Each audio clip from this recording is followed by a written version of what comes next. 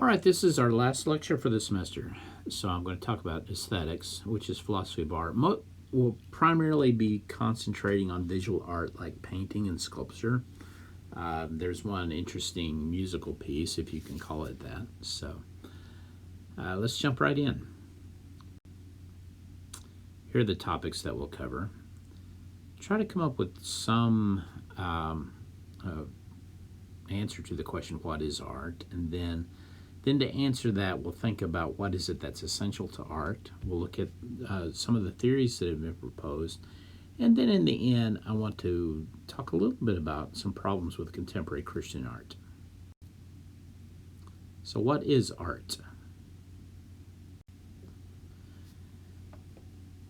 Well, here's a list. What's one thing that we could do is just list the kinds of art that we think there are. This is the traditional list, which was formulated in the 1700s, of the fine arts: painting, poetry, dance, music, drama, and sculpture.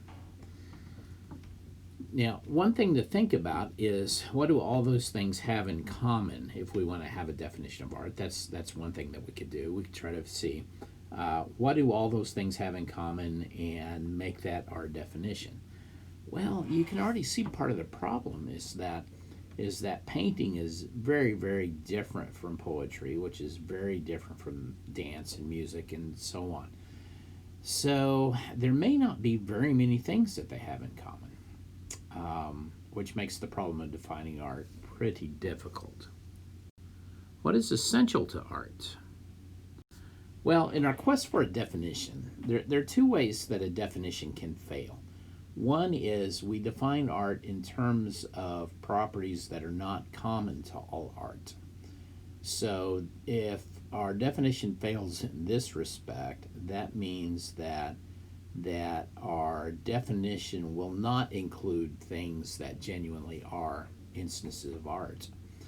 Another way that our definition can fail is to use a property that other things besides art have. So that means that our definition is not going to be too narrow as in the first case, but now it's going to be too broad. It will include things that don't deserve to be called art.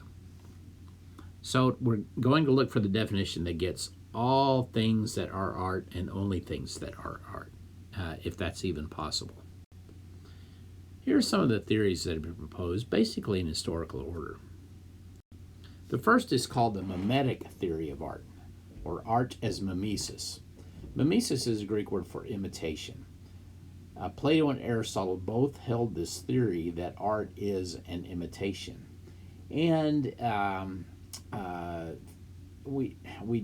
there are people who still sort of are committed to that theory, and evidence for that is maybe you've heard somebody say something like, that's not art, that doesn't look like anything. So the claim is it has to look like something, it has to resemble something in order for it to be art. Well, here's a classic example of art that is compatible with the mimesis theory of art.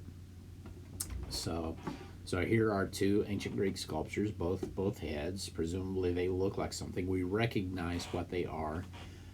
And the better the art, the closer it will resemble what it portrays. So presumably these things are great imitations of something. Okay, but on the other hand, there are things that the mimetic theory of art just can't handle. Abstract art, for instance. So here's a mural. I think this was a mural that's found in an office building.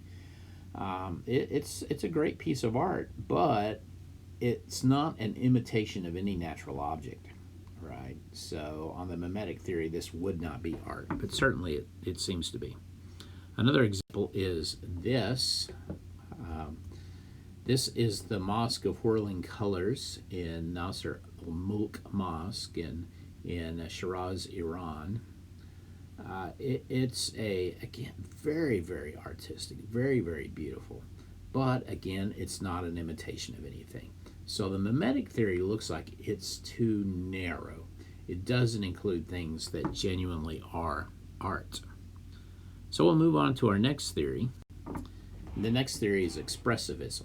Here's some names that are associated with that: Tolstoy, Benedetto Croce, and Collingwood. Uh, a, One version of expressivism, this is essentially Tolstoy, says that art transfers emotion from the artist to the viewer. So the purpose of art is to express emotion, and specifically to transmit the emotion that the artist feels to the viewer of the art. Well, this will be the expressivist theory. There are going to be some works of art that certainly will be counted as art. This is the Pietà from the 1500s. It's a famous piece of Renaissance sculpture by Michelangelo, and you can find it in the St. Peter's Basilica in the Vatican. So it's a very, very expressive piece of art. Now, this kind of naive expressivism that we have from Tolstoy, that probably won't even account for this. So to say that this piece of art is good or successful requires the art to transfer the emotion that Michelangelo felt to the viewer. Now, I imagine how long it took for Michelangelo to make this statue. Is it likely that Michelangelo experienced just one emotion? Not very likely. So let's say that Michelangelo was happy the whole time that he was doing this. He wasn't sad in any kind of way. So he wasn't experiencing any kind of grief. But that's the kind of emotion that this expresses. Well, on this naive expressivism account, that it would be completely unsuccessful. It would be a bad piece of art, but surely that's not true. Another thing is that let's assume that Michelangelo really did feel grief for this whole time. But I look at that. Do I really feel grief? I can say that is expressive of grief, but it's not like I'm grieving as I see this necessarily. So that means this naive expressivism is going to have to be tweaked in a certain way. But it may be the case that there's some great, great art that just really isn't expressive of emotion. I'm thinking about Bach's fugues, for example. They're very technical, they're very good, but they're not very emotional like later Romantic music. So let's move on then. The next theory was called formalism.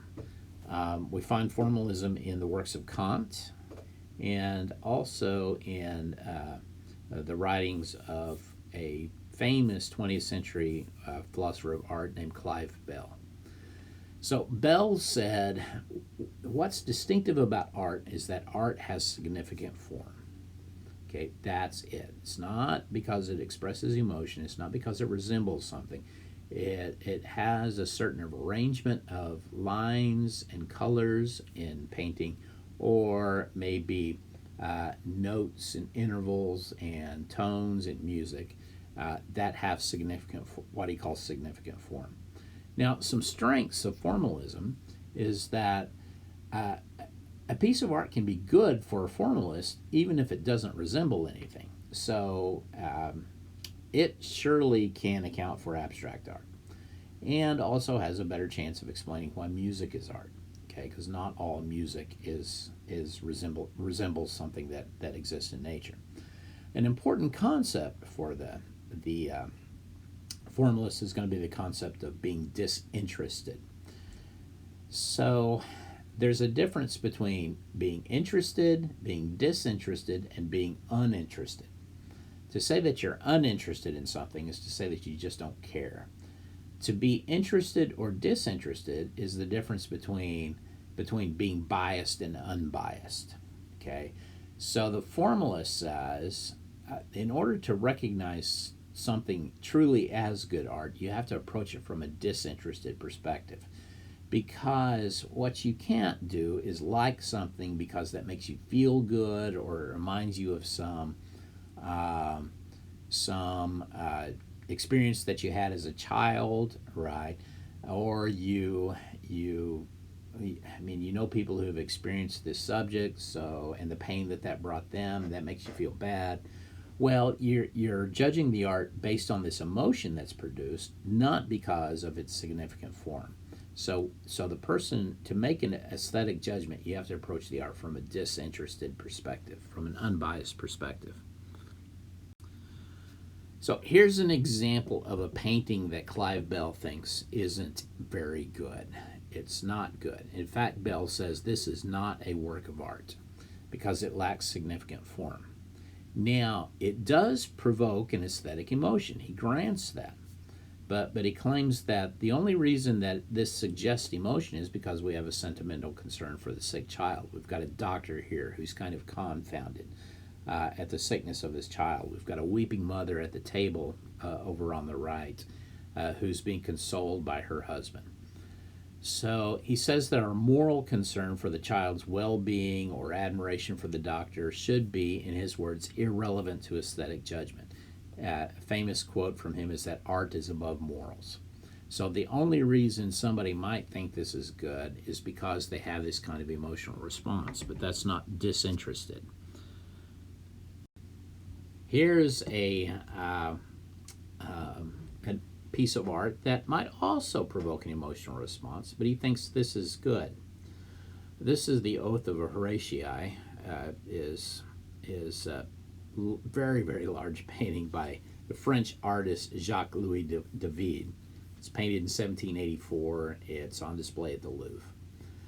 Okay, it was a big success with critics and the public, and is still probably one of the best-known paintings in the neoclassical style.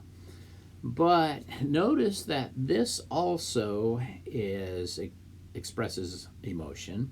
We've got the three sons who are pledging an oath to their father to sort of do their duty in war. So there's a kind of this feeling of honor that gets portrayed. We've got presumably the mother and the wives of the sons who are over there on the right with some children who are grieving because their maybe son or husbands are going off to fight this war. So it does have emotion, but it also has what David calls significant form. So notice it's framed by the length of the spear over on the left. We've got the outstretched arms pointing at, extending towards the father, and the swords going down. So we really have a lot of formal structure to the painting, which Bell would think would make it a good painting. Now, here's let's set up this next slide. Here's the problem that I have with Bell. Is that for Bell, what makes a painting good is simply its formal structure. Okay, what the painting is about has nothing to do with whether it's good or not. Okay, so if you have to know what the painting is about to understand that painting, then that painting is a failure. But on the other hand, I think that that's one of the things that makes art great. Here's an example. This is, well, I won't tell you what this is from the beginning. It was thought to be by the leading painter of Dutch and Flemish painting. It's probably from the 1560s. It's assumed to be by Peter Bruegel the Elder. Okay, so when you look at this painting, what do you see? Here's a farmer here who's plowing some fields. There's a boat. Down there's a shepherd who's sort of looking up at the sky, maybe, or maybe he's looking at that tree over there. There are a couple of ships there in the water. There's looks like a village or maybe a city in the distance over to the left, and some mountains over to the right. It's sort of a nice, odd kind of landscape scene, but a landscape scene nonetheless. So what's important about the painting? Well, one thing to notice is if you look over at the ship by the right, you'll see some legs sticking out. Clearly there's one leg, there's another below it. out of the water, and there's something around the legs that look like, from where we're at, they might look like birds. Actually, they're feathers. So, what's going on there? Well, if I told you that the name of the painting was Landscape with the Fall of Icarus, then you'd understand what was going on. So that's Icarus, who with Daedalus, flew too close to the sun, and the wax melted that held the feathers together for his wings. So he fell to the earth. He's fallen here, and that's what makes this painting, at least to me, important. And I think what's important about this painting is not its form, it's not the emotion that it provokes, but the message that it's teaching us. So art can help us understand things. And what's really going on here, in my opinion, is this. Bruegel he's portraying something that's really, really important, and that is this event happened, an event that was so important, right? A sort of earth-shattering event, and that's just happened, yet nobody notices. The shepherd doesn't notice. He's staring into the sky. The farmer is just staring at his plow. The person down on the right is maybe trying to catch some fish or something like that. So normal life goes on, and yet these crucial earth-changing events are happening all around us, and yet we take no notice because we're just stuck in our own little worlds. That, I think, is an important message that society needs to understand.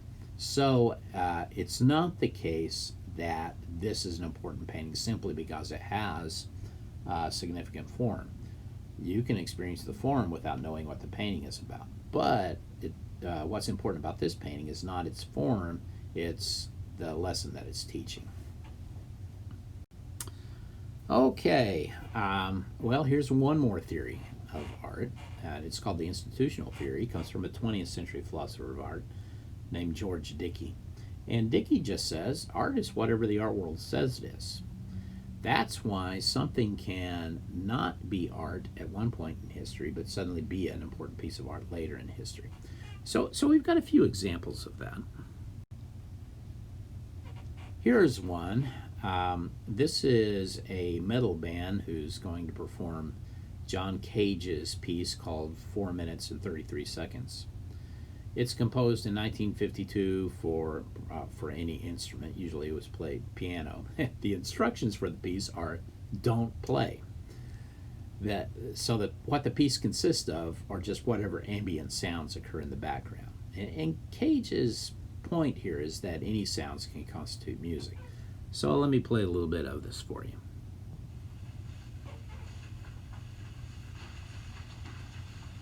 Okay, the band is walking in. They're picking up their instruments. They're getting ready. We've got guitar player there taking a drink of whatever that is. Probably not allowed. It'll be you. Better put it in the earplugs.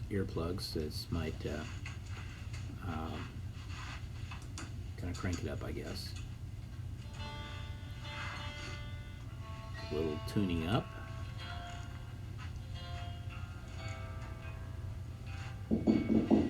Check the mic.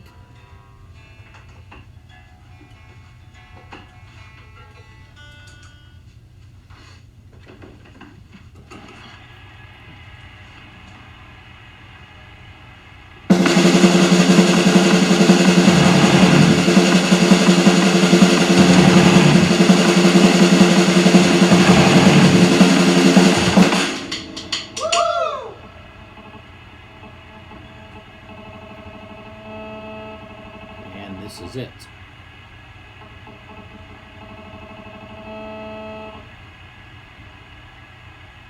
And the guitar player over on the left, he just does not move. It's really impressive.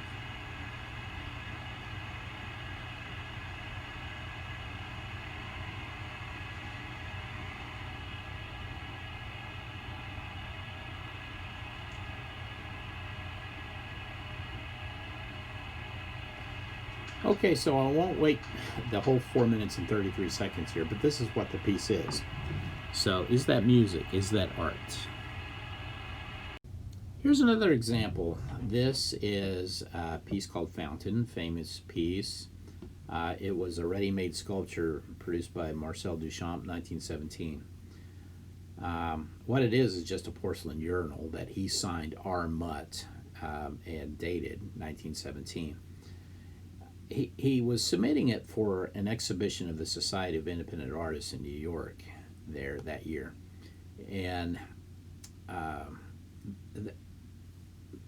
the point that he was trying to make is that this society had a rule, and that was if you produced the piece of art and you paid the exhibition fee, then they would accept it. So I think Duchamp was trying to test their commitment to their principles by just removing this from its position, signing it, and paying the fee and submitting it. So it wasn't rejected by the committee, since society rule stated that all works would be accepted from any artist who paid the fee, but the work was never placed in the show area. And presumably the reason for not showing it was it's not art. So not art in 1917. But then in 2004, the British Society of Aesthetics did a big survey of prominent art world leaders and ranking what were the most important pieces of art in the 20th century. This was selected as number one. Okay, so in 1917, it's not art. In 2004, not only is it art, but it's the most important piece of art in the 20th century. So Dickey's theory that art just is whatever the art world says it is can explain why that's the case. Well, let's move on to probably our last theory. Well, maybe our last theory of art here is that I call this the no theory. And this comes from a philosopher named Morris Weitz. He says that art just can't be defined because there is nothing that is essential to all art. And there's an argument that he gets for this. He gets it from another philosopher who's actually talking about moral naturalism, G.E. Moore, but it's called the open question argument. It goes like this: for any concept C and any object O and any set of properties F, if O has F, but it's an open question whether O is C, then F is not the definition of C. Okay, so what makes it an open question? It's an open question if it's disputable. It's a closed question if it's not disputable. That should be not right there under closed question. Closed question, it's not disputable. And let's think about the definition of triangle. A triangle is a three-sided closed plane figure in mathematics. So would it make sense for somebody to ask this question? I grant that it's a three-sided closed plane figure, but is it really a triangle? That doesn't make any sense. Okay, that means that the question is this three-sided closed figure a triangle? That's a closed question. It is indisputable. If you grant that it's a three-sided closed plane figure, you have to grant that it's a triangle. Now let's take a piece of art like Fountain. And also think about whatever theory that you like, right? Whatever theory you prefer. White says it would make sense to say, I grant that this piece resembles something, but is it really art? It would make sense to ask that question. I grant that this expresses emotion, but is it really art? Okay, given that, he thinks it's always an open question. And if it's always an open question, then that means that art just is not definable. That doesn't mean that there won't be times that we know that something definitely is a piece of art, but there's always going to be some kind of gray area where it's in dispute. Well, maybe we won't be able to define art, but that doesn't mean that we won't be able to say anything important philosophically about art. So maybe we're asking the wrong question. We've been asking what's the definition of art. Maybe we should ask why is art valuable to us as human beings? I think one answer to that is what we call cognitivism, that art aids our understanding, which I think that painting, The Landscape of the Fall of Icarus by Peter Bruegel, is a great example of that. Um, it teaches an important lesson, and it helps me to understand that because of the art in a way that I didn't before. Other examples might be something like what's important about the Pietà. It's it's not simply that it expresses grief. It's this, it's Mary who's receiving the body of the crucified Jesus afterwards, and then I understand the grief that she feels in this situation in a way that I wouldn't before. Before it's just abstract, but now it becomes kind of real. So, art can perform a function of conveying truth that is sometimes otherwise hard to express. And that's one thing that I think is important that art can do. Another thing that art can do is I think it can be really useful in moral development. Um, if you remember Aristotle's virtue theory, what it means to be a virtuous person is to have, at least partly, to have the right emotion to the right extent in the right situation. But how do we train a child to respond appropriately with respect to emotion to situations? Um, well, one is, I think, the use of stories. So, how should how should you respond in times that demand courage? Well, one way to think about that is to read stories about how people responded in war or heroic acts or things like that, or develop feelings of sympathy towards certain characters and feelings of revulsion, appropriate revulsion toward other characters. So I think that's a good use of art. Now, what this might do, and this is an important question to ask, is that may place certain moral limits on artists. Do artists bear moral responsibility for creating some kinds of art and not for others? Well, we can ask what else is art good for, and I think it's an important question to ask, and give that some thought as you think about these things later. Okay, I'll finish up by saying a little bit about contemporary Christian art. Um, well, it's something that people have a tendency to make fun of a lot, sometimes for good reason. So here's an example of what a lot of people are going to think about in terms of contemporary Christian visual art. So Thomas Kincaid painting on the left, and the Precious Moments figurines in at the bottom right. Well, for various reasons, this does become the butt of a lot of jokes in the art world as people make fun of those things. So I'll get off of this slide fairly quickly. That thing on the right is just a travesty. But there's some really important, I think, Christian art that can really speak to us very meaningfully. Here's an example. This is work by an artist named Williams, a sculptor named Williams, and this is Shout. He sculpted this as 1982, and it's a response to the tragedy of war. Got a mother holding her dead child. Her head is thrown back. Her mouth is open like an open wound. It's just a representation of raw emotion that someone would feel in a situation like this. Same artist has a sculpture that's his version of the Pietà.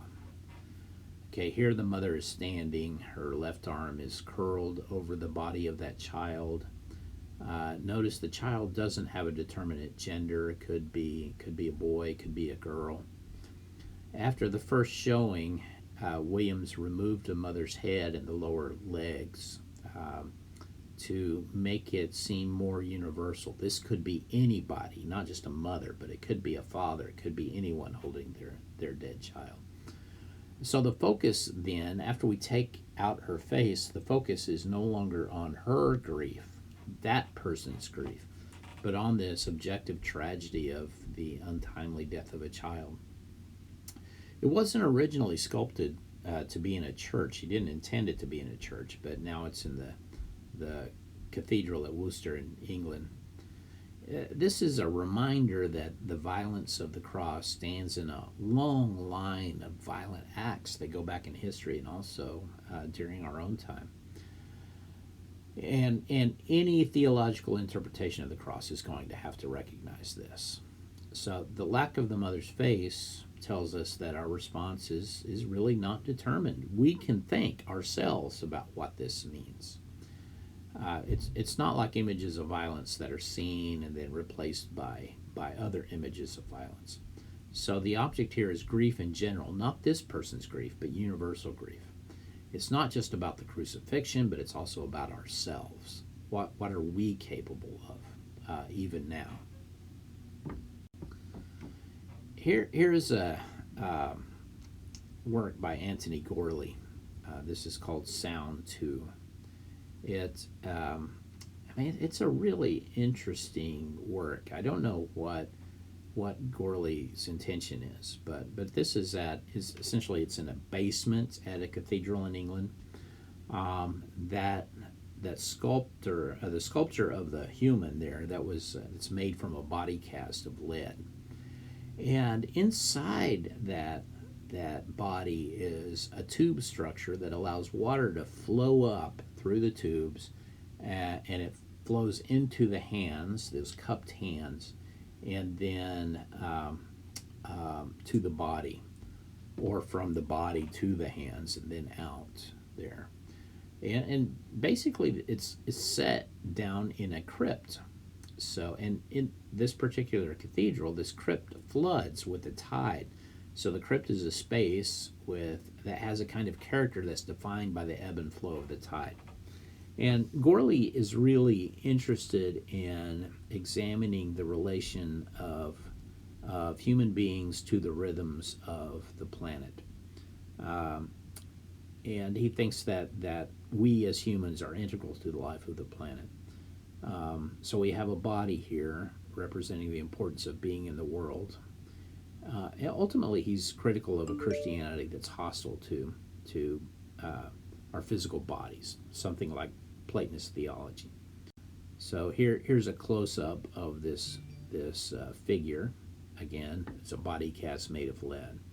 And here's what happens when the cathedral floods. I think it's just a beautiful setting. So you see everything reflected in the water like a mirror. And what will happen is that water goes up through the tubes and then back down through the hands of the person. Okay, here's the last one that I want to talk about. This is by an artist named Craigie Atchison. It's titled Crucifixion, no surprise, painted in 1994. It was awarded the Jerwood Prize in Art and hung as an altarpiece in a chapel in King's College, Cambridge. Atchison is a Canadian artist. It's a really simple painting. You've got a green earth there, blue sky kind of weighing down on the earth. Notice Jesus on the cross. It's kind of unlike other crucifixions. He's not nailed to the cross, doesn't appear to be. His arms are just draped over the cross piece. The body seems to be limp, defeated in a way. There's if you look at it very closely, it's kind of small here probably in your browser, but if you look at it closely, there's a red wound on Jesus's left side that's facing us. But that color is reflected in the red of the horizon, separating the earth from the sky, forcing us to maybe ask the question, is the cross the link between heaven and earth? The cross also, notice on the vertical piece of the cross going down into the earth is that same red color on the left side. So the cross sort of ascends from the earth, splattered with blood, and ends up in this beautiful blueness, this profound serenity of sky. There's a halo on Jesus' head that those points of light from that halo point to that small star there. Maybe Atchison's point here is that the heavenly light can't exist for us except added as is refracted and reflected through the cross. These are the pieces of art that I think are really important. It's not the kind of art that we just put up and we say, "Oh, that's a pretty picture," or that makes me feel a particular way. But it's the kind of art that makes me sit down and reflect on the meaning of the crucifixion, on the meaning of and theological significance of what's happened here. So it helps me to explore theological ideas. That's one thing that I think art is really valuable for. But most of the time, we don't take the opportunity to really sit down and look at a piece of art and ask, what does this mean? Next time you're in a museum, take advantage of that. Explore and understand. It's been a great semester. I've enjoyed having all of you in class. So if I can do anything for you in the future, just drop by my office, 210 Montgomery Hall, and let me know how you're doing. So God bless you. And if I don't see you again, have a wonderful and blessed Christmas.